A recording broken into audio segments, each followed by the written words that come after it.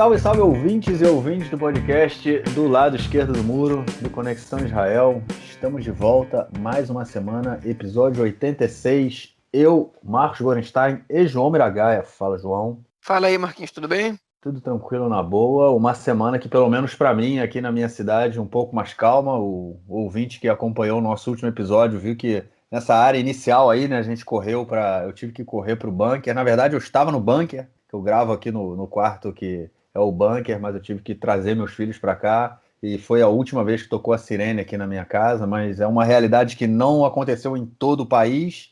Tel Aviv, né, e principalmente a região ali no entorno de Gaza até hoje, até poucas horas atrás, estava ainda com muita sirene acontecendo.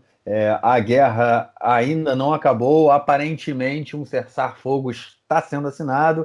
Vamos então passar para o nosso primeiro bloco para falar do conflito atual com o Hamas. Bom, gente, é isso aí.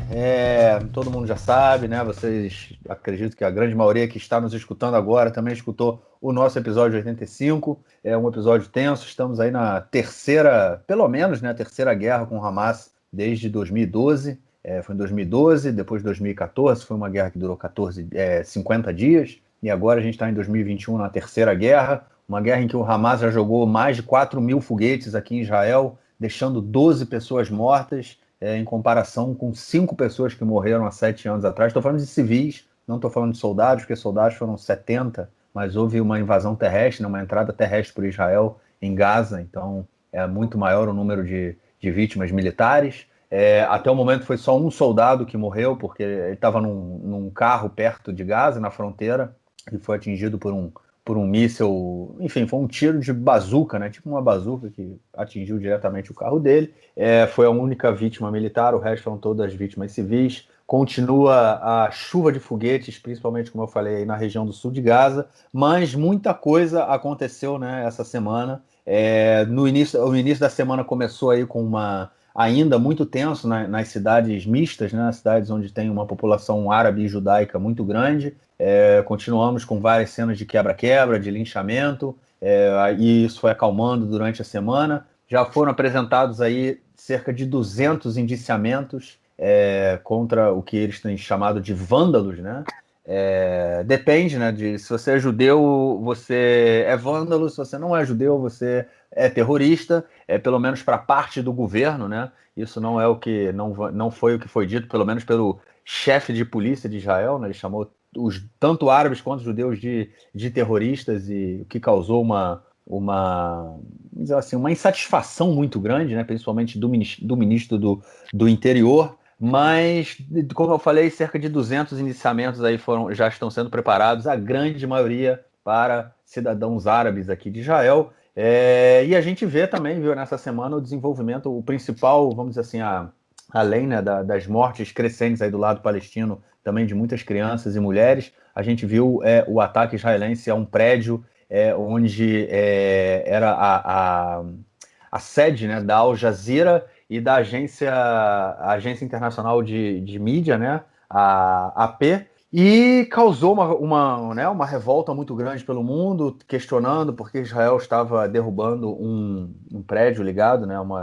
às grandes mídias internacionais, e, enfim, campos de refugiados, muita gente morrendo, destruição de tudo que é lado, até que a gente chega agora, na noite de hoje, depois de muita pressão também, principalmente nos últimos 2 dias, né, do governo americano, para que Israel cessasse os ataques e chegasse aí a um acordo, a um cessar-fogo, né, com o Hamas. Aparentemente isso está acontecendo, mas a gente vê também na sociedade israelense um crescente, não vou dizer um crescente, mas um grande apoio para que essa guerra ainda continuasse aí por mais algum tempo. João, falar de estratégia é um tanto quanto complicado, né? Porque toda vez que hoje eu ouvi de manhã o programa do Chaim Levinson na rádio, na Reshet Bet, né, na rádio Bet. E aí no início do programa eles colocaram as falas do Netanyahu em 2012, 2014, 2021.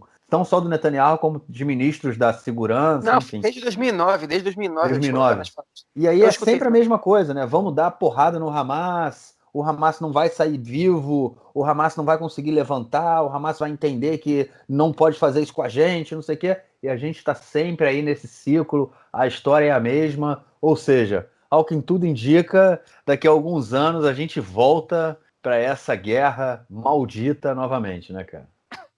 Pois a verdade é a seguinte: quando termina uma guerra dessas, uma operação, né, como Israel chama, o Estado pode escolher se chama isso de guerra ou de operação. Isso tem efeitos orçamentários, tanto no próprio conflito, quanto no que o conflito influencia na sociedade, né, nas suas repercussões. Por exemplo, ajuda a famílias que passam por dificuldades devido ao conflito, suporte, apoio econômico para os soldados, etc. O governo, nenhum desses conflitos com Gaza, o governo decidiu chamar de guerra, chamou todos de operação, né, que também tem uma disputa narrativa, também tem uma questão narrativa, chamar de operação quer dizer que o Estado está... Enfim, guerra é uma coisa mais neutra, né?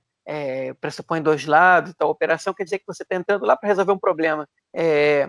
Mas, enfim, essa operação, vamos usar o linguajar do governo israelense, a operação é Shomrei Humot, protetores das muralhas, né? Ela... Que é uma referência à Cidade Velha, né? Claro, porque a gente tem que lembrar que a operação começou depois que o Hamas bombardeou Jerusalém, né? Enfim, no dia de Jerusalém, no dia da reunificação de Jerusalém, que é um feriado importante aqui em Israel. Enfim, quando a gente observa essa operação, a gente tem que fazer a seguinte pergunta, né? Uma vez que ela aparentemente está chegando ao fim, ela alcançou os seus objetivos? E aí a gente fica com aquela dúvida, né? Quais eram os objetivos dessa operação? Né? Porque Israel, enfim, vamos pegar as últimas 3 operações que aconteceram aqui. Tá? A operação Oferet Tetsuká, que é chumbo fundido, em 2008 e 2009. A operação Pilar Defensivo, em 2012, né, a Mudanan. E a operação Margem Protetora, em 2014, como chamava ela? Não era Sukeitan. Sukeitan. Enfim, essas 3 operações, essas 3 guerras com o Hamas, né, na região de Gaza, elas começaram por motivos diferentes. Né? De 2008 a 2009 foi a primeira vez que o Hamas estava querendo mostrar força, era a primeira vez que o Hamas se voltava contra Israel, desde que eles conseguiram, de alguma maneira, o controle sobre a região da faixa de Gaza. Né? E, enfim, os ataques a foguete naquela época não tinham o domo de ferro, o Kippat Barzel, né, que intermedia os foguetes do Hamas. O Hamas queria mostrar o arsenal, queria mostrar que Israel não estava seguro, e foi uma operação longa, né? Ainda antes da entrada do Netanyahu no poder, foi um pouco antes das eleições essa operação, né? Enfim, foi uma operação ali que o Hamas provocou, uma guerra que o Hamas provocou e que Israel entrou em Gaza e aproveitou o meio dessa operação. Na verdade, transformou isso numa operação porque tinha como objetivo resgatar o soldado Gilad Shalit, que estava sequestrado pelo Hamas naquele momento. Em 2012, Israel não queria uma operação, não queria um conflito de longa duração, simplesmente Israel matou o Ahmed Jabari, que era o chefe do braço armado do Hamas, que isso teve uma consequência, enfim, o Hamas não podia deixar isso de qualquer maneira, né? E atacou Israel, mostrou suas garras, mostrou os mísseis que os foguetes chegavam até Tel Aviv, Jerusalém, mas enfim, acabou em 8 dias, porque nenhum dos dois lados estava interessado numa grande escalada de violência naquele momento. Né? Em 2014, a operação israelense começou porque, se vocês não lembram bem, aqueles 3 adolescentes, né, colonos, foram sequestrados na região de Gush Etzion, que é o sul de Jerusalém, na Cisjordânia, um complexo de assentamentos, foram assassinados, né? E Israel começou a buscar esses corpos. Na verdade, o Estado ainda não sabia que eles estavam mortos, embora tivesse muitas evidências, e essa informação tenha sido escondida da sociedade, mas enfim, até que ela fosse confirmada. O exército começou a entrar em casas de pessoas na Cisjordânia e houve revoltas palestinas nesse momento, né, dos palestinos ali, e o Hamas decidiu prestar solidariedade àqueles palestinos e começou a bombardear Israel, e o foco de atenção passou a ser Gaza. Israel respondeu, naquele momento a gente pode dizer que o Hamas sim estava interessado numa escalada, queria desestabilizar Israel, queria mostrar toda a infraestrutura que eles tinham preparado, os túneis, os atentados por meio de mergulhadores que eles tentaram executar e tudo mais, e foi uma operação de 54 dias, uma guerra de 54 dias, com direito à entrada, da infantaria israelense, do mesmo jeito que em 2008, 2009, a infantaria israelense entrou ali, nessa brincadeira morreram quase 70 soldados, e o objetivo das 3 operações, quando Israel entrou em Gaza, né, tirando da primeira, que era também libertar o Gilad Shalit, era enfraquecer o Hamas e destruir a infraestrutura do Hamas. Né? E a verdade é que o que a gente está vendo é que é uma operação dessas, na melhor das hipóteses, se é que essa hipótese se confirma, ela consegue retardar a próxima guerra em tantos meses ou tantos anos, né? Ela não é capaz de nada além disso. Netanyahu prometeu desde 2009 que quando ele fosse reeleito ele ia derrubar o controle do Hamas sobre a faixa de Gaza. Ele não cumpriu com a sua promessa. Eu me arrisco a dizer que ele nem tentou. Obviamente que ele não tentou porque ele sabe que isso não é possível por meios militares, né? E os outros meios não interessam a Netanyahu, porque derrubar o controle do Hamas na faixa de Gaza quer dizer colocar outra organização lá. E essa outra organização pode ser ou um grupo mais radical que o Hamas, o que não interessa a ninguém em Israel, né? Ou um grupo mais moderado que o Hamas, que é questionável se se interessa ao Netanyahu, porque ele faz todo o possível para boicotar, por exemplo, o Fatah, que é o grupo que controla a Cisjordânia, que reconhece o Estado de Israel, que coopera com Israel, segundo uma matéria do Maariv de 2018.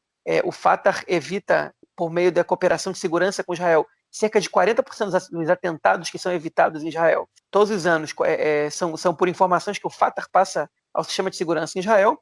E o Netanyahu, o que faz com o Fatah? Ele despreza a liderança do Abu Mazen, Mahmoud Abbas, né, que é o líder, né, o presidente da Autoridade Palestina. Ele não negocia, não senta na mesa de negociações com o Mahmoud Abbas desde 2012, 11 ou 12, se não me engano.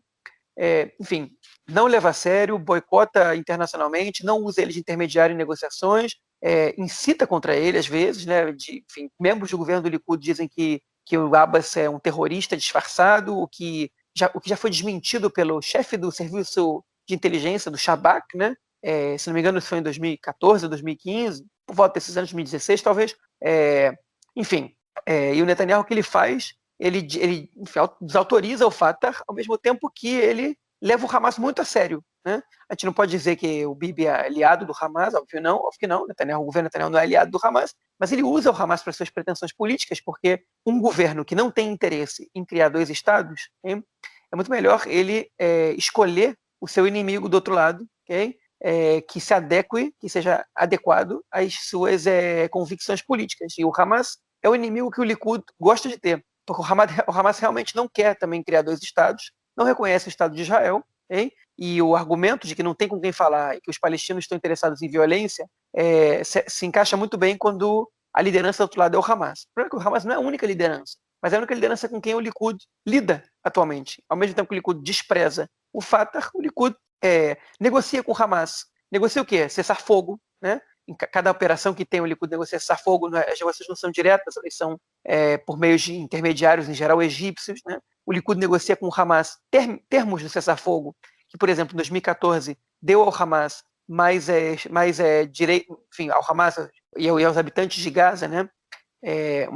Algumas conquistas, algumas vitórias, como por exemplo a possibilidade de poder usar alguns territórios, alguns terrenos agrícolas mais próximos da fronteira com Israel, enfim, que eram proibidos antes pelo exército, ou territórios marinhos, né, o acesso ao mar para pescadores, por exemplo, que Israel estava limitando, às vezes até proibindo. O Hamas tenta a construção de um porto em Gaza, algo que Israel ainda evita, né? E a grande cereja do bolo, ou talvez o bolo inteiro, foi que o Hamas conseguiu, por meio de negociações dos últimos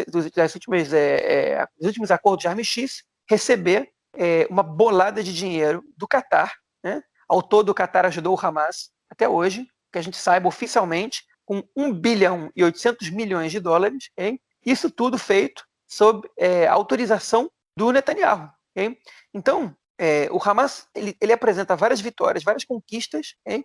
Justamente com o Netanyahu no poder. O Netanyahu prometeu derrubar o Hamas, o que ele faz, na verdade, enfim, legitimizar o Hamas, ajudar o Hamas na luta política contra o Fatah, porque o Hamas, de alguma maneira, serve aos seus interesses. Hein? Evidentemente que quando chega numa escalada de violência que foge de controle, como essa agora, eu vou comentar isso daqui a pouquinho, o Hamas pode deixar de ser interessante, mas durante uma parte do tempo é um movimento, é um grupo interessante. Então, se a estratégia é diminuir o poderio do Hamas, essa é uma guerra que você já entra para perder, né? Porque você, a cada tanto tempo, você sabe que você vai ter que fazer ela de novo, você sabe que você vai ter que gastar bilhões de shekalim, de shekel, né? Porque o Kippat Barzel, cada foguete intermediado pelo Hamas custa milhares de dólares para Israel, né? Cada ação da Força Aérea também custa muito dinheiro, cada soldado reservista que é chamado é muito dinheiro, enfim, todas as reconstruções que vão ter que ser feitas em localidades atingidas por foguetes também são muito caras, e se você lida com esse tipo de administração do conflito,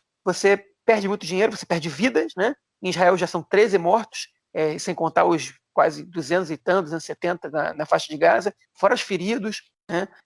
Enfim, que é uma situação que ela é fracassada desde o princípio. O objetivo é diminuir o poderio do Hamas. Eu não entendo por que a gente tem que entrar em guerra a cada tanto tempo para diminuir o poderio do Hamas. Não dá para tentar nada diferente disso, né? Não dá para pelo menos tentar não ajudar o Hamas, não auxiliar o Hamas, né? Não repassar, não concordar com repasse financeiro para o Hamas, enfim, não permitir que o Hamas saia vitorioso, com um discurso vitorioso numa operação dessas, nos termos de cessar-fogo, né? Não dá para permitir nada disso, tipo, não dá para fazer uma coisa diferente, né?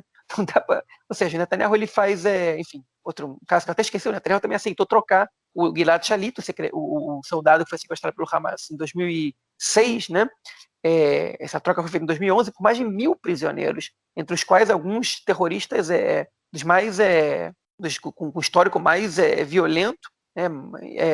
Enfim, militantes do Hamas. A negociação foi feita com o Hamas, né? Enfim, o que o Netanyahu faz, na verdade, é dar muita moral para o Hamas, é permitir que o Hamas, cada vez que entra em confronto com Israel, tenha um discurso vitorioso, e dessa vez nem precisou de muito. O Hamas já entrou nesse conflito com um discurso vitorioso, porque as eleições palestinas, como a gente comentou na edição passada do podcast, como eu também comentei num texto que eu divulguei essa semana no site do Conexão Israel, conexãoisrael.org, chamado A Revolta Árabe e a Ascensão dos Radicais Israelenses, né? O Hamas já iniciou esse conflito vitorioso, porque as eleições palestinas foram canceladas pelo Fatah, pelo fato de Israel, pelo menos sob o argumento de Israel, não permitir que as eleições sejam realizadas também em Jerusalém Oriental, e o Hamas, frente à violência que acontecia em Jerusalém, aos conflitos entre a polícia e militantes árabes da cidade, o Hamas bombardeou Jerusalém, saiu como grande defensor de Jerusalém, enquanto o Fatah manteve uma postura passiva, e ainda viu uma revolta árabe eclodir nas ruas de Israel, e se sentiu o incitador dessa revolta, que é tudo que o Hamas mais quer, né? Então, enfim, eles já iniciaram esse conflito vitorioso, eles estão esperando pelo cessar-fogo desde o início dessa escalada de violência. É óbvio que enquanto Israel bombardeia o Hamas, não vai deixar de bombardear, isso vale para os dois lados, né? Enfim, e o Hamas está só esperando o cessar-fogo, e esse é um cessar-fogo diferente. O Hamas não está exigindo nada além de que Israel pare de bombardear, porque a vitória ela já foi alcançada. Ele sabe que Israel não vai dar nada dessa vez, porque o Netanyahu vai ter muitas dificuldades para construir um discurso vitorioso. Enfim, e essa é a situação que a gente vai enfrentar, né? A verdade é que o Netanyahu não está interessado no cessar-fogo agora, porque ele vai ser massacrado pela direita e pela esquerda ao mesmo tempo. A esquerda vai perguntar para que serviu essa porcaria, e a direita vai perguntar por que parou, né? Por que você não foi até o final, seja lá qual for esse final. No meio dessa bagunça toda, o Netanyahu chegou a falar que cogitava que Israel reocupasse Gaza, o que é pura bravata. Em nenhum momento Israel esboçou um plano para reocupar Gaza. Você sabe que isso vai causar mais mortes e que também não resolve o problema, né? Quando Israel ocupava Gaza, o Hamas continuava existindo lá, e morria mais gente do que morre hoje. Enfim, os números são de 30% mais de mortos entre 2000 e 2005, quando o exército de Israel estava dentro de Gaza, do que de 2005 até hoje, né? Contando todas as operações, soldados mortos e tudo mais, enfim, de mortes saídas, mortes ocasionadas por atentados ou violência vindo de Gaza, né? E eu me refiro a mortes de israelenses, não de palestinos em Gaza, gente. E o cessar-fogo está acontecendo agora somente porque o governo Biden disse para o Netanyahu, para agora, ok? Você vai parar. João, uma breaking news aí, o gabinete estava reunido, né, o gabinete de segurança de Israel, aí composto pelos principais ministros, ele estava reunido, acabou de aprovar o cessar-fogo, entra em vigor agora 2 horas da manhã, cessar-fogo entre Israel e Hamas, ou seja, nas próximas, são 10 horas, a gente está gravando na quinta-feira, né, são 15 para as 11 aqui em Israel, nas próximas 3 horas e 15, ainda vai cair alguns mísseis, tanto lá quanto cá, mas aparentemente às 2 da manhã entra em vigor o cessar-fogo. Também vão cair, porque sempre demora um pouco para que pare, mas vai diminuir a intensidade. Eles alegam que eles não podem assinar fogo de agora para agora, porque não dá tempo de avisar todas as forças enfim, a todas as unidades do Hamas o cessar-fogo. Eu não acredito nisso. Um grupo de WhatsApp hoje em dia, eu não acredito nesse argumento. Mas enfim, Israel também não deixa de bombardear, então não faz muita diferença. Mas enfim, o cessar-fogo agora não foi assinado, né, porque ninguém assina papel nenhum, ele é declarado por pressão do Biden. O governo Biden disse para o Netanyahu, ele está dizendo isso já tem 4 dias, tem que parar as agressões, tem que diminuir, tem que isso. Até a hora que ele falou assim, ok, chega, hoje vocês vão parar. E o Netanyahu vai parar. Essa reunião de gabinete que eles concordam com o cessar-fogo, ela é puramente protocolar, na verdade ela não é puramente protocolar, ela tem dois objetivos: mostrar que o gabinete funciona de alguma maneira, né, tem alguma razão de ser para o Estado, e que o Netanyahu possa dividir essa responsabilidade com outros ministros, para que ele não tenha que assumir essa responsabilidade sozinho e não tenha que se apresentar como um pau-mandado do Biden. Mas a verdade é que os Estados Unidos contribuem com a segurança de Israel anualmente com 4 bilhões de dólares, okay? Fora todo o apoio na Comissão de Segurança da ONU e de outras maneiras, né, diplomáticas, os Estados Unidos já para Israel. E se o Biden diz é para você parar agora, é muito difícil Netanyahu não parar, né? Enfim, e todo mundo sabia que já era, enfim, objetivos militares, você não tem mais muito o que alcançar, né? A destruição, Israel realmente, aparentemente, conseguiu uma destruição bastante razoável na estrutura do Hamas em Gaza, assassinou alguns dos principais líderes tanto do Hamas como da Jihad Islâmica. O Israel conseguiu neutralizar os bombardeios da Jihad Islâmica nesse conflito, não conseguiu evitar os foguetes do Hamas, né? Foram mais de 4 mil. Para que vocês tenham uma noção, no Tzuk Eitan, em 2014, tudo que o Hamas soltou até agora, em 11 dias de bombardeio a Israel, né, no Tzuk Eitan, o Hamas demorou 7 semanas para fazer. Ou seja, em 1 semana e meia, eles fizeram o que em 2014 eles demoraram 7 semanas. Foi um bombardeio muito massivo. O Kippat Barzel, o Domo de Ferro, não deu conta, porque o Hamas adotou uma estratégia de bombardear uma localidade com muitos foguetes de uma vez só, o que, enfim, não era possível que o Domo de Ferro conseguisse dar conta de todos os foguetes. Isso causa danos, né? Isso aterroriza as pessoas. Eu tenho um amigo que mora a 50 metros de onde foi bombardeado um edifício em Ramat Gan, na região metropolitana de Tel Aviv, e a persiana de plástico da casa dele, ela foi quebrada pela explosão, né? Ainda que não tenha sido no seu prédio, por causa da vibração, por causa do choque. Quebraram, uma pessoa morreu, né? A pessoa foi morta com esse bombardeio. Mas, enfim, o Hamas conseguiu também fazer mais estrago que das outras vezes. E o Hamas deu o luxo de avisar cada vez que ia bombardear Tel Aviv, né? Avisaram: a gente vai bombardear Tel Aviv, se preparem. E tem vários objetivos, né? Uma ação dessas. Uma é causar tensão, né, na população. Eles diziam a hora, 10 horas da noite. A outra era se equiparar ao que Israel faz eventualmente, de bombardeios em Gaza.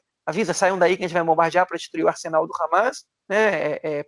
Enfim, que é um discurso que apresenta o Tzahal como moral, né? A gente não quer matar ninguém, a gente só quer cumprir com uma função de proteção, de defesa. O Hamas tenta se equiparar, né?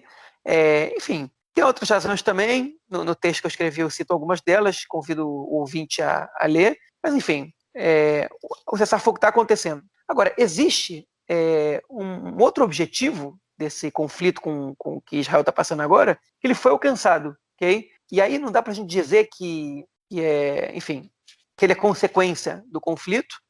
Talvez ele seja a causa, né? E eu falo isso com muito cuidado, né? Porque é impossível você dizer que alguém queria que a situação chegasse no nível que chegou. Acho que ninguém previa que a situação chegasse no nível que chegou, que eu me arrisco a dizer que é a situação mais grave que Israel passa desde os anos 2000, desde 2002, 2003, a época da segunda intifada, que terminou oficialmente só em 2005, mas 2002 e 2003 foram os piores anos, né? Que o Netanyahu conseguiu romper com as negociações para um governo de mudança, né? Agora, na semana passada, pouco depois que a gente gravou o podcast na semana passada, o Naftali Bennett, que ia ser primeiro-ministro, né, ia ser o primeiro da rotação, anunciou que estava desistindo das negociações para formar esse governo, porque não podia, no momento desse, formar um governo com o URAM, com um partido árabe que se recusava a condenar esses atos. A gente vai comentar mais disso no próximo bloco, mas talvez esse objetivo tenha sido alcançado, né? Segundo algumas pessoas, segundo alguns políticos, como o Lieberman, né, do Israel Nossa Casa, que é um político de direita, ou como Yair Golan, né, que é um político de esquerda, um ex-general, faz parte do Meretz, o objetivo dessa operação era puramente político, né, que era boicotar a formação desse governo de mudança, e ele teve, nesse aspecto, essa operação ela foi bem sucedida. Enfim, outra vez eu digo, eu acho que as tensões elas foram causadas com esse objetivo. Eu acho não, é bastante óbvio, mas a guerra com Gaza eu acho que fugiu do controle. Eu acho que o Netanyahu não planejava e nem queria, porque agora enfim, como eu antecipei aqui, ele vai, né, essa é uma previsão minha, mas para mim é bastante claro que é o que vai acontecer, ele vai ser golpeado dos dois lados, tanto pela direita quanto pela esquerda, e vai ser difícil para ele conseguir sustentar a postura dele de senhor segurança, ou de, enfim, protetor de Israel e de quem consegue enfrentar o Hamas com força, porque é muito difícil do ponto de vista da defesa ele conseguir justificar essa operação agora. Bom, a gente comentou isso, né, no episódio passado. Na minha opinião, eu não tenho dúvida de que toda essa tensão ela começou por interesses políticos, né? Acho que é isso. E foi exatamente o comentário que eu fiz, né? Fugiu do controle, ele não tinha a ideia e, obviamente, não pensava que o Hamas ia, no dia de Jerusalém, jogar um míssil, né, na região ali da cidade, né? Chegou no kibbutz de Kiryat Anavim, que fica a cerca de 10 quilômetros do centro de Jerusalém. Lembrando que no dia de Jerusalém, né, aconteceu, a polícia entrou na mesquita de Al-Aqsa, né, não só na mesquita, entrou, né, na esplanada das mesquitas ali, no momento em que não estavam jogando pedra, porque o que acontece muitas vezes quando tem confusão ali, da esplanada das mesquitas, eles jogam pedra em direção ao Muro das Lamentações, né? Então eles têm que evacuar as pessoas que estão ali rezando no muro, né? E isso gera uma confusão muito grande. Então, no momento em que a polícia entrou, no dia de Jerusalém, que a polícia entrou na esplanada das mesquitas, não estava acontecendo nada, né? A tensão já era muito grande por tudo que a gente comentou anteriormente, a questão de Sheikh Jarrah, a questão do Ramadã, né? Que a polícia, durante um determinado período, resolveu fechar toda a região ali do portão de Damasco, né, onde os palestinos se concentram no final do jejum.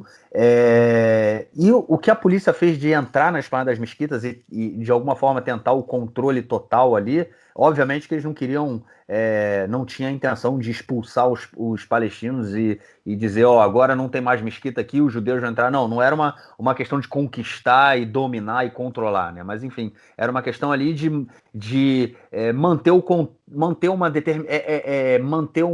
impedir, na verdade, né, que os palestinos pudessem se organizar naquela região. Foi basicamente o que fez o Sharon, né, na época da Segunda Intifada, né, que foi assim, o estopim, a gota d'água. E por isso que o Hamas lançou o míssil e falou que eles iam defender Al-Aqsa, né, que é a mesquita, a qualquer custo. Né? Ou seja, foi ali o governo de Israel deu ali a bala na boca, levantou a bola para o Hamas chutar. Né? Eu acho que o Bibi ele não previa que fosse sair do controle dessa forma, não só em relação ao conflito com o Hamas, mas também como as ruas, né, como a população palestina residente em Israel, ela iria reagir a isso. Né? Hoje houve um enterro de um jovem em Umm-el-Fahem, ele tinha 13 anos, foi morto a tiros, a família diz que foi morto pela polícia. Eu não tenho não foi feita nenhuma investigação apurada, nada disso, mas no enterro dele hoje foram milhares de pessoas, inclusive com diversas bandeiras da Palestina. Isso é uma coisa que é muito interessante que aconteceu nessa última semana em vários movimentos da população palestina pelas ruas de Israel. A bandeira da Palestina voltou a ser utilizada, e aí dando uma ilustrada no que você falou, né, João, sobre o Hamas ter conseguido colocar fogo, né, também na população palestina que reside aqui em Israel. E, enfim, eu acho que, como você falou, o objetivo era impedir a formação de um governo da oposição. O Bibi conseguiu o que ele queria, né, junto com seus parceiros ultra radicais, né, fascistas, né, os carranistas. E aí eu queria fazer novamente, né, na semana passada, o chefe de polícia, ele falou que ele deu uma declaração na televisão, inclusive falando que o deputado Itamar Ben-Gvir, ele estava liderando milícias judaicas, né? Ele estava falando, ele está incitando uma intifada judaica. Né? Ele falou claramente isso e falou de terroristas judeus e terroristas árabes, e ele foi muito criticado pelo ministro do Interior, né? Como se terroristas fossem só árabes, né? Como se judeus não pudessem ser caracterizados dessa forma. Enfim, muita coisa aconteceu nesse sentido, né? Mas fugiu do controle. O Netanyahu não esperava isso. Por outro lado, eu acho que a questão que você falou, né, do Hamas e do Netanyahu, eles se alimentam um do outro, é público e notório, isso não é de hoje, né? O Hamas precisa do Netanyahu no poder para que ele consiga continuar sendo o foco. O Hamas é o principal interlocutor do povo palestino, seja em Gaza, seja na Cisjordânia. Na Cisjordânia não tem interlocutor, porque o governo de Israel ele não tem nenhuma interlocução oficial no sentido de buscar não digo nem a construção de um Estado palestino, mas buscar uma mínima organização, um mínimo avanço em alguma negociação. Né? O Fatah ele é simplesmente abandonado, apesar de colaborar completamente com o Estado de Israel. Né? É simplesmente tipo o governo caga e anda na cabeça dele.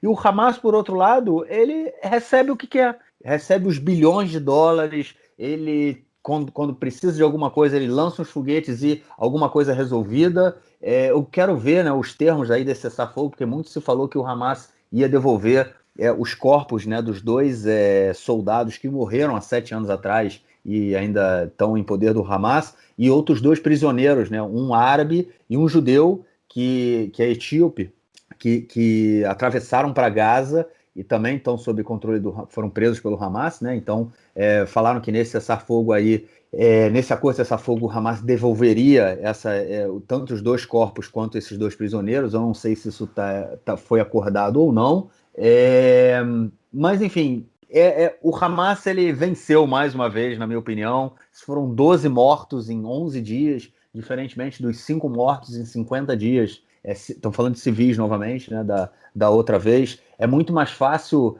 você...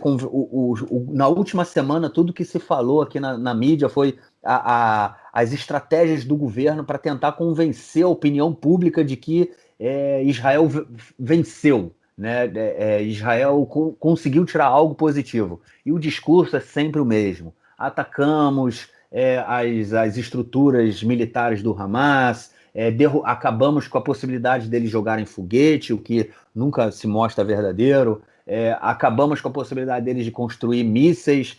Dessa vez parece que teve 2 tentativas de drones foram lançados, drones suicidas, né, que são drones com bombas, que eles saíram de Gaza e deveriam explodir ali na região, só que eles foram derrubados antes de que eles caíssem, né?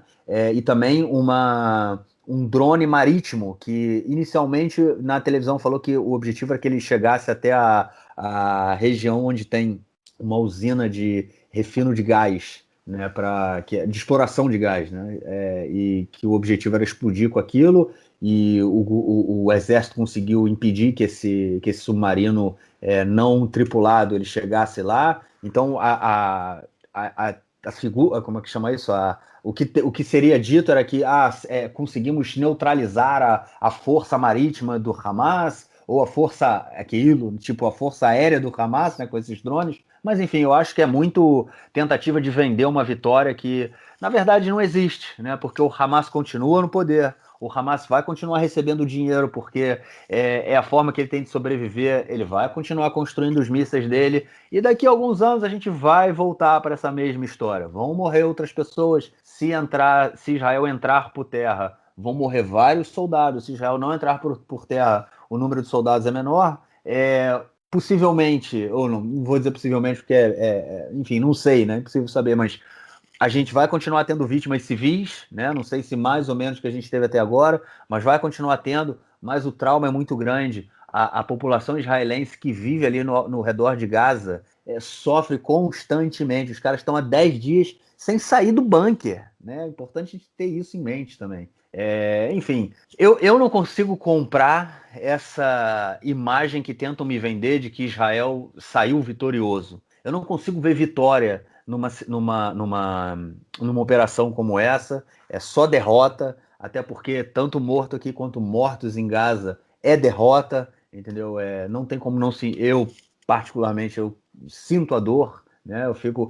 Li uma matéria dizendo que as pessoas, as famílias, elas não têm bunker em casa, né? Não tem nenhum quarto protegido, e eles ficam todos juntos, porque é melhor morrer junto do que morrer só parte da família. Se tiver que morrer, que morra todo mundo junto. E isso é o que tem acontecido. A gente tem relatos aqui de várias famílias de 10, 12 pessoas morrendo, todas, pai, mãe e filhos, porque eles ficam juntos, porque é melhor que morram juntos, porque ninguém sofre. Isso é triste. É impossível não se sentir, enfim, não se sentir comovido por um negócio desse. A gente fala tanto que o Hamas é um grupo terrorista, é isso e aquilo, mas Israel já causou muito mais morte em Gaza do que o Hamas para a população de Gaza. Então é complicado. Eu acho que no momento em que a gente tem um governo que há anos ele busca gerenciar o conflito, ao invés de buscar alguma solução para o conflito, eu não estou dizendo se é um estado, 2 estados, ou 70 estados, ou 100 estados. Não, uma solução. Uma solução tem que ter, e a solução não é gerenciar. A gente não pode a cada X anos voltar, porque agora falaram que a destruição em Gaza foi grande e a última guerra foi há 7 anos, então pode ser que a próxima guerra seja daqui a 10 anos. É isso então? Então agora eu tenho que pensar que um menino que hoje tem 8 anos, daqui a 10 anos ele vai estar no exército e ele pode ser o cara que vai entrar em Gaza, vai tomar um tiro e vai morrer. Não, eu não quero pensar isso. Eu não quero que isso seja o futuro das crianças hoje aqui em Israel, que muitas delas já estão tendo que correr para o bunker, né? Tendo que viver essa realidade. A gente tem que construir uma realidade diferente e essa tentativa de vender essa imagem de que vencemos, ela realmente não sai para mim. E a vitória que teve foi o Netanyahu, como a gente vai comentar agora no próximo bloco, sobre foi que impossibilitou a construção de um governo de oposição. Pois é, mas bom, eu quero, antes de entrar no próximo bloco, eu queria só fazer um comentário. O Netanyahu vai ter muita dificuldade de vender essa situação como uma vitória, né? Porque hoje o Canal 12 divulgou uma pesquisa mostrando que 72% da população israelense é contra o cessar-fogo agora, enquanto 24% é a favor. Ou seja, enfim, isso explica isso, na verdade, só essa informação, um dado que a gente podia ficar analisando aqui bastante tempo, mas acho que não é o momento. Mas a população israelense não está satisfeita com a... Enfim, inclusive os habitantes do Sul, no Sul 73% são contra, ou seja, os mais bombardeados são contra e só 22% são a favor, né? Então o Netanyahu vai ter dificuldade de explicar esse cessar-fogo, de explicar essa vitória, já que a sociedade israelense está, enfim, 3/4 da população está se manifestando abertamente contrário ao cessar-fogo, né? Então realmente vai ser complicado. As políticas vão ser no próximo bloco. É só interessante que esse número, né? Eu não sei se essa pesquisa foi feita também com a população palestina que reside aqui em Israel, né? Mas se a gente for pegar 12 cadeiras, né, do Partido Trabalhista e do Meretz, não, 13 cadeiras, né, do Partido Trabalhista e do Meretz junto, né, mais 10 cadeiras dos partidos árabes, dá mais ou menos 1/4 da população israelense, 1/4 do parlamento, né, que são 1/4 do parlamento, são 30 cadeiras. A gente tem aí, com esse total aí que eu fiz a conta aí, são 23, até menos, na verdade. Mas a gente pode dizer que é basicamente boa parte do eleitorado da esquerda sionista, né, contando o Avodá e o Meretz, e os partidos de eleitorado majoritariamente árabe, né? É mais ou menos essa divisão. Bom, essa semana também aconteceram duas coisas bastante assustadoras, eu diria assim, né? A primeira delas é que o Sindicato dos Trabalhadores da Empresa de Energia Pública de Israel decidiu que não vai mais fazer atualizações e consertos para Gaza enquanto eles não devolverem os sequestrados, os israelenses sequestrados em Gaza e os corpos dos mortos. Uma decisão, enfim, ilegal, né? Eles colocam toda a população de Gaza numa situação que já está em crise humanitária, enfim, por conta de falta de água, de bombardeios e tudo mais, que já não tem energia elétrica muitas horas por dia, né? Sem acesso ao básico da energia elétrica. Enfim, uma decisão que não cabe a eles tomarem. A direção da empresa disse que eles não podem fazer isso, mas o presidente do sindicato disse, não sei que lá, Tsarfati, o nome dele, disse hoje na rádio que não vai voltar atrás. Nem ser obrigado, os trabalhadores não estão dispostos a voltar atrás, né? Hoje também teve uma greve geral dos cidadãos árabes israelenses em Israel. Enfim, greve está sendo uma alternativa, um método de pressão política muito usado. Pelo menos greve é um mecanismo não violento, ainda que fazer uma punição coletiva a toda a população de Gaza me parece, além de extremo, terrível, né? Outro caso também curioso que aconteceu, que é bom e ruim ao mesmo tempo, né? A empresa de telefonia Cellcom fez uma campanha pela coexistência, pela paz entre os judeus e árabes em Israel e pela convivência pacífica e tal, né? Uma campanha bonita, uma campanha legal, né? E o que aconteceu? O deputado Bezalel Smotrich, líder do sionismo religioso, convocou a população israelense a boicotar a Cellcom. Quer dizer, olha que absurda a situação. Eles não estão convocando a cessar fogo, né? Nem a cessar fogo, nem a projeto de criação de Estado palestino, nem nada disso. a convivência, a coexistência com a população árabe, né? Agora, se isso aí não é incitação à violência e racismo, eu não sei mais o que é, né? Eu juro que eu fico assustado com a ousadia e com enfim, a falta total, né, de noção enfim, das coisas do Smotrich, ou ele tem total noção das coisas e a justiça que é totalmente impotente com uma situação dessa, porque, enfim, como é que você pode condenar uma ação de que prega coexistência, que prega boa convivência? Você está querendo guerra, você está querendo conflito? Você precisa ser parada, urgente. Pois é. Eu vou só respirar fundo. Bom, vamos então para o nosso segundo bloco, para a gente comentar a política aqui em Israel essa semana. Bom, gente, a gente já falou bastante coisa que vai ser comentado nesse bloco, né? Mas tem algumas, vamos dizer assim, como é que chama isso? Cotarot? Diz aí, João, como é que chama? Títulos para a gente comentar. Teve a questão do, como o João falou, né, do Bennett, ele ter abandonado o governo da mudança, do bloco da mudança, inclusive que ele seria o primeiro, a negociação que estava sendo feita, o Bennett com 6 cadeiras, ele seria o primeiro-ministro de Israel, com só 5% do parlamento, que é uma piada, mas ele, de acordo com as negociações, ele seria o primeiro-ministro durante um ano e meio, e ele saiu desse bloco, né, ele voltou ali para o Netanyahu, ele não aguentou a pressão, inclusive pressão da Ayelet Shaked, né, que compõe com ele.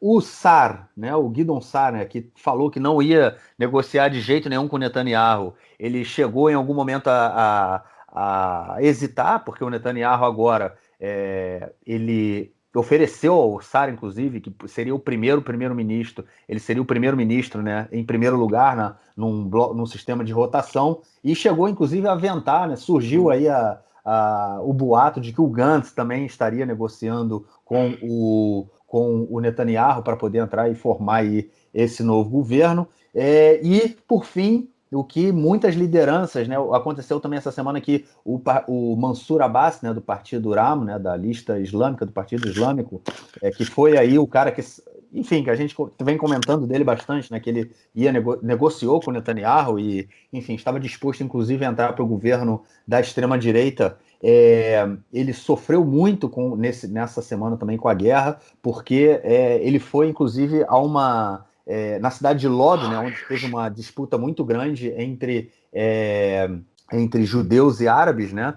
Houve uma sinagoga que foi queimada pela população árabe de Lod. O Mansur Abbas, ele foi até a cidade, conversou com o prefeito da cidade, que é um prefeito de extrema-direita, inclusive, judeu de extrema-direita, e falou que ele se sentia culpado pelo que tinha sido feito ali, ele ia ajudar na reconstrução da sinagoga. Ele recebeu uma série de críticas, não só da população árabe, quanto também dentro do seu partido, e muitos líderes, né, do partido Ram falaram que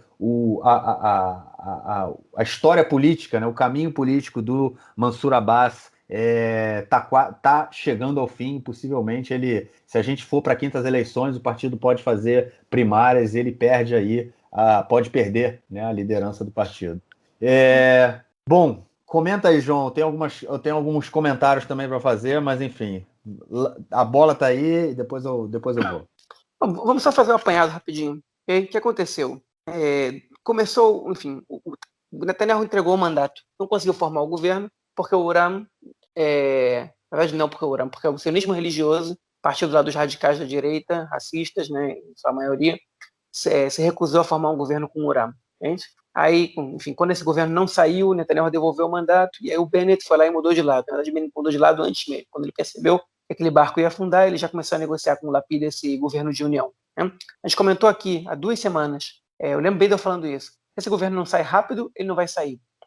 Netanyahu vai fazer de tudo para implodir, já tinha conseguido fazer com que um dos apoiadores, um dos deputados do Bennett, o Shikli, né, dissesse que não ia votar a favor desse governo. Ele já estava com 61, qualquer outra desistência o governo já ia deixar, já não ia conseguir se formar. Eles estavam correndo, já tinham até lista de ministros pronta.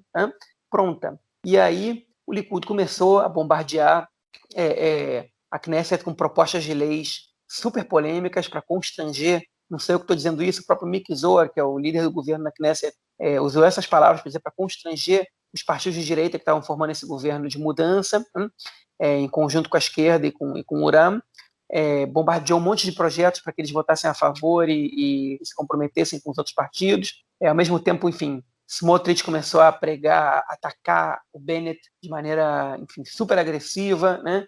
E atacar a população, enfim, os partidos árabes também, chamando de apoiadores de terroristas. O Ben-Gvir foi fazer confusão em Sheikh Jarrah, em Jerusalém, né, no bairro onde estava tendo a polêmica, a gente explicou bem na semana passada, enfim. E começaram as tensões se espalharam pelo país, e aí começou a guerra com Gaza, e aí o Abbas virou e falou, o Mansur Abbas falou, ok, não posso mais continuar negociando esse governo assim, vamos ter que parar por aqui. Então, ali, nesse momento, o Netanyahu conseguiu parar tudo, né? E aí o Bennett começou a receber muita pressão de alguns dos seus correligionários, em especial da número 2 da partida, Eilert Shaked, que já estava insatisfeita com o ministério que recebeu, o Ministério do Interior, que era, enfim, menor do que o Ministério da Justiça, que era o ministério que ela ocupava a última vez que fez parte do governo, né? Enfim, o Bennett ia ser primeiro-ministro e ela ia descer para um escalão, né? Ou ficar no mesmo escalão, mas com um ministério menos interessante e menos eleitoreiro. Enfim, ela já não estava muito satisfeita e com toda essa confusão ela viu que a carreira política dela ia chegar ao fim, provavelmente, porque ela dependia muito do Bennett, não importa o trabalho que ela fizesse, ela estava queimada com a direita, e ela pressionou o Bennett, mas não pressionou. Ela foi até a casa do Bennett, segundo algumas fontes que disseram, que soltaram aqui na mídia, né? E disse, olha só, eu não vou votar a favor desse governo. E aí o Bennett virou e falou assim, ok, o governo de mudança já não está mais em questão. E foi embora. E, enfim, o Bennett desapareceu um pouquinho. O Bennett estava sendo, é importante dizer, ele estava sendo xingado na rua, atacado na rua pela direita. Não teve pesquisa, mas eu imagino que se apresentasse uma pesquisa, o Bennett capaz que não passava cláusula de barreira, né? Enfim. E aí o governo de mudança meio que foi implodido. O Lapid tentou recuperar as coisas, tentou falar que é importante ainda, acima de tudo agora, tem que ter esse governo que mostra essa guerra, mostra como o Netanyahu está perdido e tal. E o Netanyahu chamou de volta para ele conseguiu pelo menos, né, implodir esse governo. Agora ele tem a possibilidade de talvez tentar formar o governo de novo, ou de talvez levar para outras eleições. Tudo é muito incerto ainda. E, enfim, ele começou a negociar, segundo algumas fontes, tanto com o Benny Gantz, com quem ele se entendeu muito bem durante essa operação. O Benny Gantz fez um trabalho muito sério como ministro da Defesa.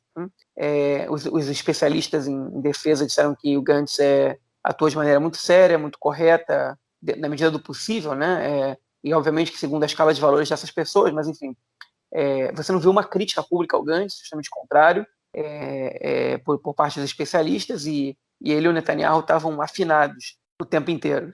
A animosidade parece que ficou de lado, e o Netanyahu parece que ofereceu para o Bennett, para o Gantz, vem cá, vem ser meu primeiro-ministro agora, já que você começa sendo, e eu passo a ser o responsável por relações exteriores, porque o Netanyahu não pode ser ministro de nada que não seja primeiro-ministro, né, por causa de uma lei que impede que pessoas investigadas pela justiça, que sejam réus pela justiça, exerçam cargos de ministros. Essa lei só não vale para primeiro-ministro.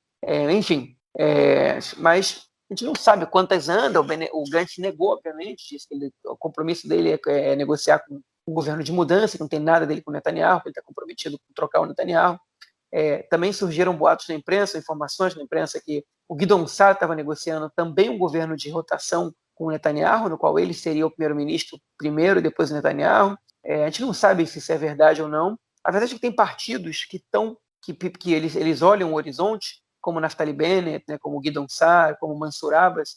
Eles percebem que o Mansur Abbas é um caso à parte. A gente não sabe se vão permitir que ele continue liderando o seu partido, né? Embora o Ram seja um partido democrático internamente e precisa ter primárias para que ele seja trocado, ele tem muita pressão contra o seu nome. O Mansur Abbas condenou uma ação de vandalismo a uma sinagoga, né? Condenou um atentado contra um colono, que são dois tabus que estão sendo quebrados, né, em geral, nesse momento de tensão.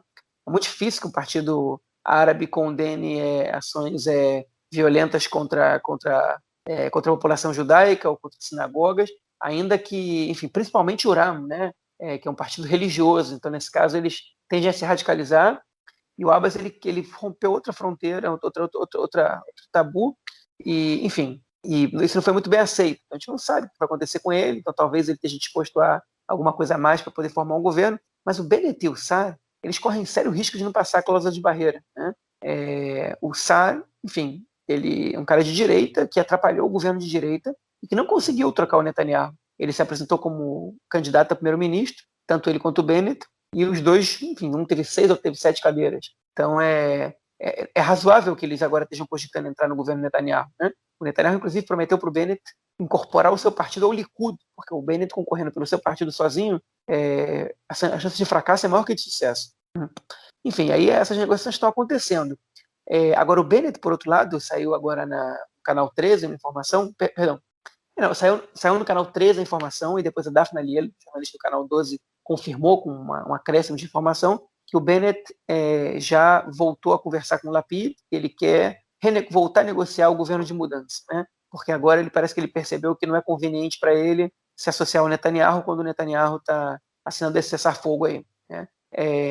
Que é impopular perante a direita. E aí a mensagem que ele teria recebido do Lapid, segundo a Daphne Aliel, foi: tá bem, mas você descredibilizou o governo de mudança num momento muito crítico, então agora, se você quer voltar para cá, tá tudo bem, você pode receber um cargo de ministro importante, mas você não vai ser primeiro-ministro, né? Agora vamos ver se o Bennett vai aceitar isso ou não. Não só o Bennett, como seu partido como um todo. Enfim, o Lapid, se não me engano, tem mais aí 10 dias para tentar apresentar o governo. Acho muito difícil ele conseguir. Não sei quais são as chances do Netanyahu, porque esse cessar-fogo também compromete bastante a situação dele, por mais que o Smotrich esteja tentando intermediar essa relação dele com o Sá. E o Smotrich é muito descontente agora com esse cessar-fogo também, porque ele está incitando contra a população árabe o tempo inteiro. Ele saiu contra o chefe da polícia, o comandante da polícia, quando ele disse que há terroristas dos dois lados, enfim, dizendo que os judeus, nesse caso, não são terroristas, né? As mesmas ações praticadas por judeus e por árabes recebem nomeações diferentes para o Smotrich. E eu já vi agora, nesses últimos minutos, as últimas postagens que ele fez no Twitter são críticas ao Netanyahu e a apoiadores do Netanyahu. Vai ser difícil para o Smotrich conseguir sustentar também uma participação no governo, e ele teria dito, né, a pessoas do seu partido, segundo informações do Canal 13, que se o Netanyahu declarasse cessar-fogo, ele podia esquecer a participação do Smotrich numa coalizão com o Likud, né? Eu duvido que ele sustente isso, ele não disse isso publicamente, eu duvido que ele sustente isso, porque se não é com o Likud, não vai ser com ninguém, né? E se você não se propõe a ser governo, ninguém vota em você, né? Então, enfim, esse cessar-fogo colocou a direita numa situação complicada, porque ela está brigando com o seu próprio eleitorado. Mas ela também não ajuda muito a esquerda, né? Porque a esquerda, enfim, ela não propõe uma coisa muito diferente, né? Ela critica a operação, mas não está criticando o cessar-fogo. Enfim, complicado saber o que vai acontecer com a situação política aqui em Israel, complicado saber qual vai ser o percentual de votação dos árabes, né? É complicado saber muita coisa agora, está num momento muito nebuloso aqui.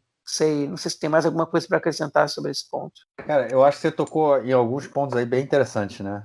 Essa questão do percentual de votação da população árabe, eu tenho pensado muito sobre isso, né? Porque eu acredito que vai diminuir muito o percentual de votação. A gente já teve uma diminuição na última eleição, né? Em função aí da divisão da lista unificada, né, entre o Uram e a lista unificada, e eu tendo a imaginar que, em função de tudo que aconteceu aqui, a população árabe, mais uma vez, ela fala assim, cara, para que votar, entendeu?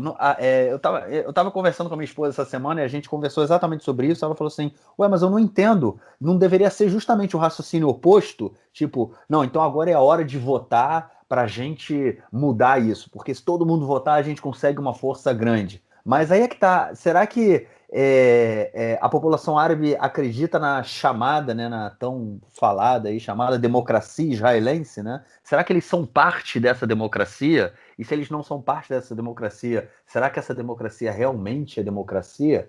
Mas eu não acredito que na verdade, assim, eu não acredito que a população árabe se sinta parte disso, né? Porque a gente viu o que aconteceu, né? Eu acho que o fato deles cada vez mais tirarem as bandeiras palestinas do armário, né, mostra que a identidade deles não é israelense, né?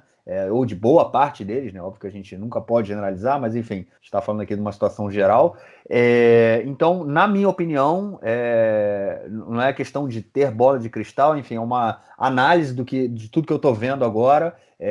Pode ser que eu esteja errado, mas enfim, o que eu tendo a imaginar é que vai diminuir muito o percentual de votação dentro da população árabe se a gente realmente caminhar para quintas eleições, né? O que é possível, né? Eu acho que esse hoje é o cenário mais plausível, né? Coisa que esteja mais próximo de acontecer. Eu acho que vai diminuir muito a porcentagem da população árabe que vai sair para votar. Não acredito que vá haver uma conscientização de vamos lutar contra isso por vias democráticas. Eu acho que o que tende a acontecer é, mais uma vez, dizer que não é o Estado deles, o Estado não os representa, então eles vão deixar aquilo de lado.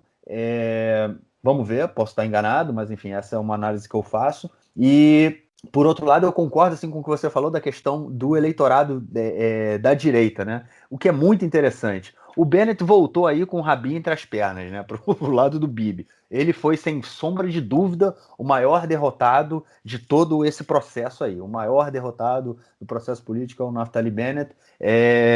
E para onde vão esses votos? Né? Porque nas últimas 4 eleições, a gente tem um percentual bem fixo de eleitores que votam na direita. Né? E algumas vezes eles vão para o partido do Sar, mas eles eram eleitores do Likud.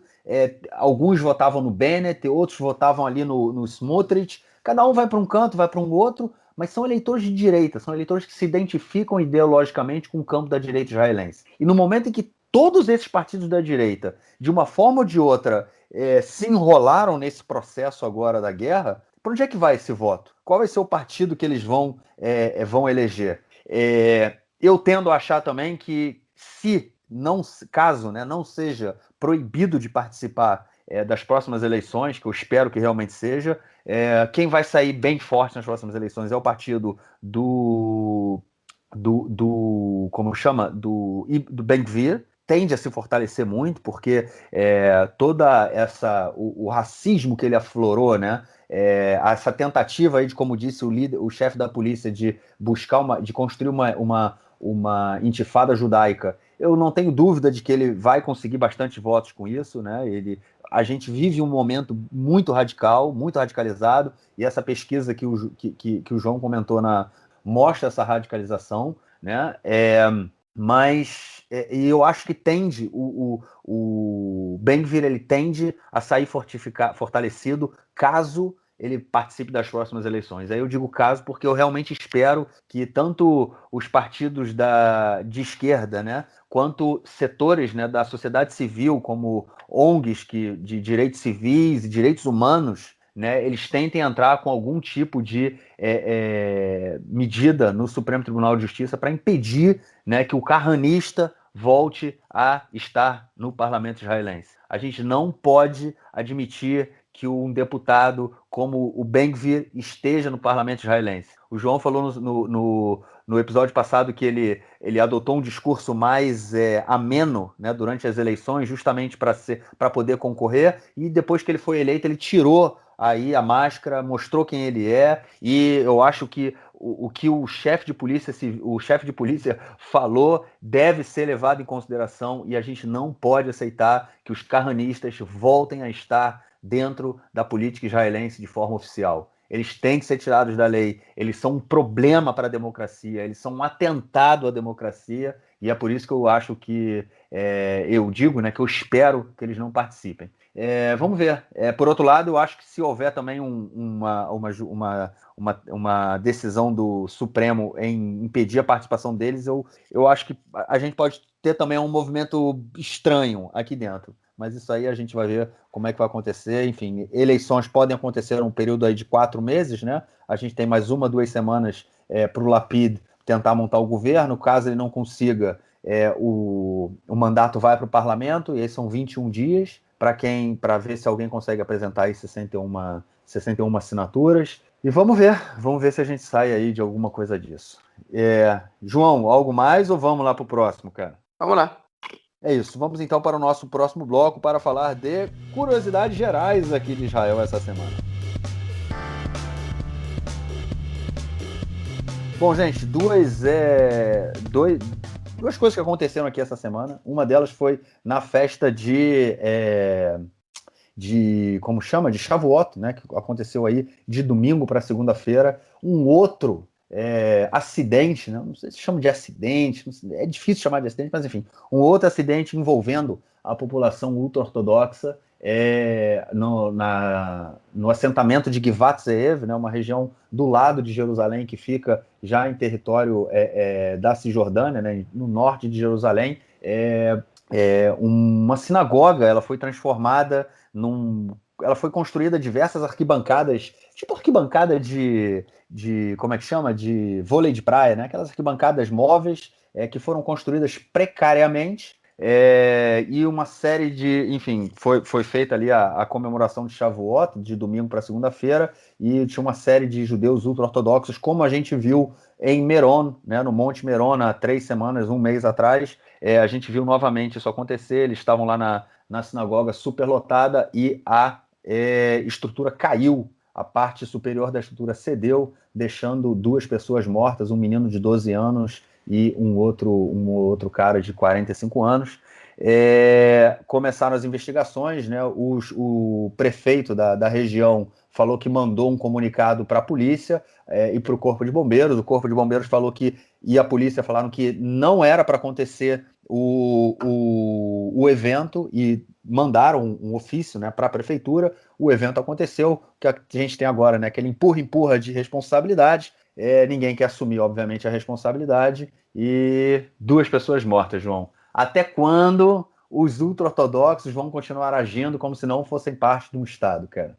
Pois é. Aí a gente tem 2 questões, tá? Uma são outra vez uma comunidade racídica, né? Que faz o que quer e não tá nem aí para a lei, para as autoridades. E a outra, enfim, parece que o que aconteceu no Monte Meron foi há 20 anos, né? Foi há 3 semanas. 3 semanas, nada mais que isso. E a segunda situação é a polícia, né? Que sabia no momento que o lugar não estava autorizado, que tinha uma superlotação além disso na sinagoga, e não evitou que as pessoas entrassem. Tudo bem que os caras reagiram e tal, a polícia foi com medo de haver pedrada, mas enfim, a polícia tem para isso, não está para abrir mão, né?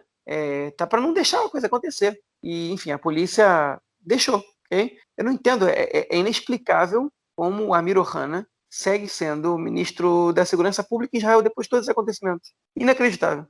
E comentando aí também sobre a questão da comissão, né, de investigação, que aparentemente vai ser criada para investigar o que aconteceu no Monte Meron há 3 semanas. Né? O chefe de polícia inicialmente tinha pedido uma comissão pública que deveria ser chefiada por um juiz, e nessa semana foi aprovado no parlamento que são deputados que vão fazer a comissão, sendo que o ministro da Segurança Pública, o Amir Ohana, que falou que ele era o responsável, mas não era o culpado pelo evento.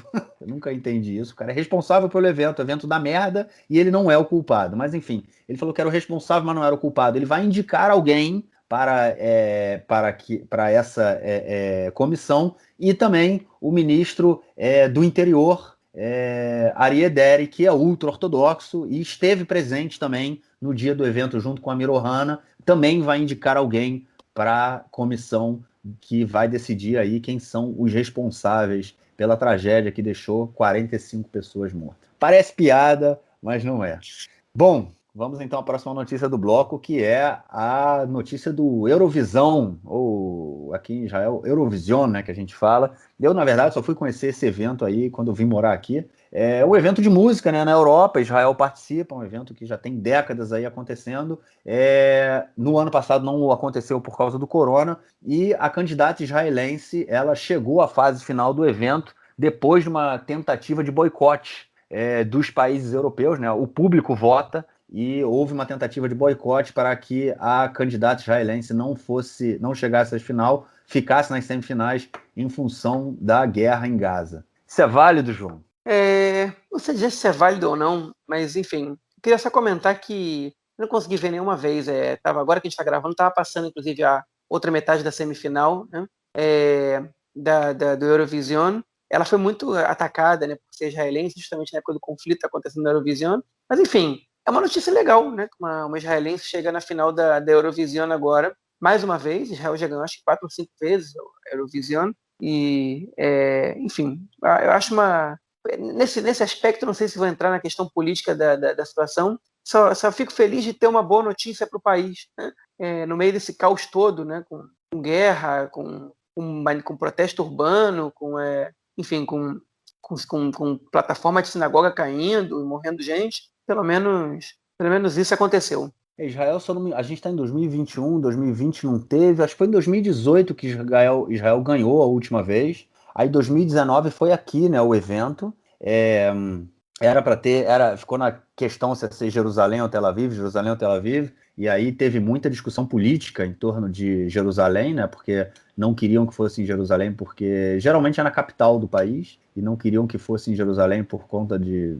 Enfim, houve uma pressão internacional, e também por conta do Shabat, porque ia precisar fazer gravação, ensaio no Shabat, e aí não ia ter problema, enfim. Gerou uma série de confusão que até foi confortável para a então ministra da Cultura, Miri Regev, e o evento aconteceu em Tel Aviv. O candidato israelense chamava Kobe alguma coisa, muito ruim, uma tristeza, rapaz. Não sei nem como deixaram ele chegar, foi horrível a apresentação do cara. Ele toda vez que ele se apresentava, ele chorava no final, foi uma coisa meio patética, mas enfim, o país não foi para frente. Foi em Tel Aviv o evento, e agora, é na Holanda, se eu não me engano, porque quem ganhou aqui em Israel foram um representante da Holanda, e agora, se eu não me engano, eu posso estar enganado, eu posso estar enrolado aí, mas eu acho que é mais ou menos isso. Bom, vamos então para o nosso próximo bloco para ouvir o comentário do Nelsinho Burdi, o esporte. Fala aí, Nelsinho.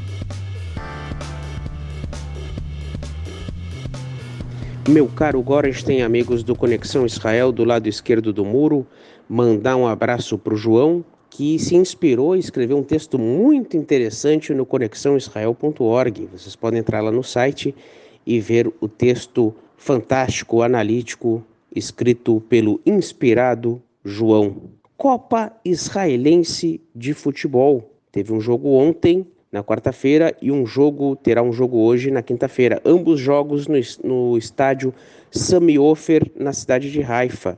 Copa Israelense de Futebol é um torneio eliminatório. Um jogo só, por fase. Se empata, vai para os pênaltis. E o Hapoel Tel Aviv empatou em 1-1 com o Beitar Tel Aviv Bat Yam. 1-1 no tempo normal. 7-6 para o Hapoel Tel Aviv nos pênaltis. O Hapoel Tel Aviv está na final da Copa Israelense de Futebol. O segundo jogo será entre Maccabi Haifa e Maccabi Tel Aviv. Quem levar melhor pega o Hapoel Tel Aviv na final.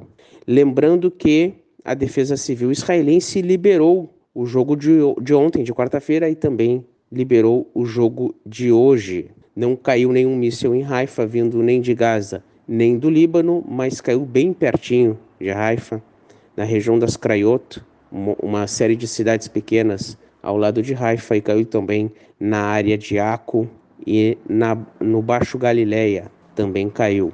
2 mísseis caíram no mar Mediterrâneo, perto de Haifa, mas não em Haifa. A Defesa Civil liberou. Então é isso aí, o futebol através do fair play, né? O futebol que já parou guerra com o Pelé naquele tempo, o futebol aí conseguindo ir adiante. Tomara que o cessar-fogo possa ser efetivado. Um grande abraço a todos. Valeu, mestrão, obrigadão pela mensagem e te esperamos na semana que vem. João, algo mais a declarar ou a gente vai descansar agora para esperar o cessar-fogo entrar em vigor, cara? Quero sim declarar uma coisa. Uma coisa legal que aconteceu, né? Apesar de todo esse momento triste, a nossa última edição do podcast, a gente teve 3 vezes mais acesso que o comum, e eu recebi um feedback muito, muito, muito positivo de muita gente. Enfim, nenhuma procurou os canais oficiais do Conexão Israel, me procuraram pessoalmente, alguns por meio das redes sociais, outros, enfim, conhecidos que mandaram WhatsApp, ou conhecidos de conhecidos, né? Enfim, comentando que a última edição do podcast foi especialmente boa, o que, para mim, enfim, deixa a gente muito feliz com o que a gente está fazendo, uma vez que a gente faz isso de maneira totalmente voluntária, né? E eu fico muito feliz com esse feedback, de verdade. Teve um ou outro negativo, e também fico feliz porque foram feitos de maneira educada e construtiva, embora eu acho que vai ser um pouco difícil atender as demandas dessas pessoas, né? Mas, enfim, a gente fica muito feliz, eu falo por mim, mas acho que falo pelo Marquinhos também, com essa repercussão positiva, né? E o único que a gente tem a pedir para vocês, além do nosso agradecimento por estarem acompanhando a gente, é para que vocês ajudem a divulgar o nosso podcast, porque, enfim, a gente está aqui tentando levar a nossa interpretação sobre os acontecimentos em Israel para o máximo possível de pessoas que se interessem pelo tema. Então, a gente está aberto a críticas, a sugestões e a tudo que vocês possam trazer, se algum tema não ficou claro, se alguma situação poderia ser melhor explicada, se o podcast às vezes está sendo gravado num nível muito avançado para quem não tem conhecimentos básicos sobre o país, que vocês falem com a gente, avisem. A gente não ouviu essa crítica ainda, né? Mas seria muito legal se a gente pudesse contar com o apoio de vocês para divulgar, já que vocês estão gostando, né? Então, divulguem, ajudem a gente a chegar a mais gente. E, sempre lembrando, quem quiser, enfim, a divulgação pode ser feita de várias maneiras, exatamente pelo WhatsApp, pelo Telegram, pelo Facebook, pelo Instagram, pelo Twitter. A gente está começando a usar mais a nossa conta do Instagram agora também, essas últimas semanas, para divulgação de tudo, não só de fotos especificamente. E a gente, enfim, quer também lembrar para vocês que quem quiser entrar em contato com a gente para qualquer coisa, vocês podem entrar por qualquer uma das nossas redes sociais, Twitter, Instagram, Facebook, ou pelo e-mail Conexão Israel, contato@conexãoisrael.org, ou vocês podem buscar o meu perfil ou do Marquinhos nas redes sociais também, e fazer qualquer demanda, qualquer crítica, sugestão e tudo mais. E a gente está super disposto aí a escutar o que os nossos ouvintes têm a dizer. Obrigado mesmo, pessoal, de coração. É isso, obrigado. Agradeço também ao grande público aí que nos ouviu na semana passada e nos procurem nas redes sociais, Conexão Israel aí em todos os cantos, Facebook, Instagram, Twitter, e, enfim, tamo que tamo. É só procurar, dar o like, comentar, aquela coisa toda que a gente sempre corre atrás e, obviamente, leiam o texto que o João publicou ontem no site do Conexão. O link vai estar disponível aí na descrição do episódio. É um texto muito bom, fundamental para quem quiser entender o conflito, essa última guerra aí, essa última rodada de guerra com o Hamas nos últimos 10 dias. Bom, gente, então a gente se ouve na semana que vem, último episódio do mês de maio, chegando aí com as últimas notícias e possivelmente a gente vai estar falando menos de guerra e mais de formação de governo. Grande abraço, João. Abraço, até mais. Tchau, tchau.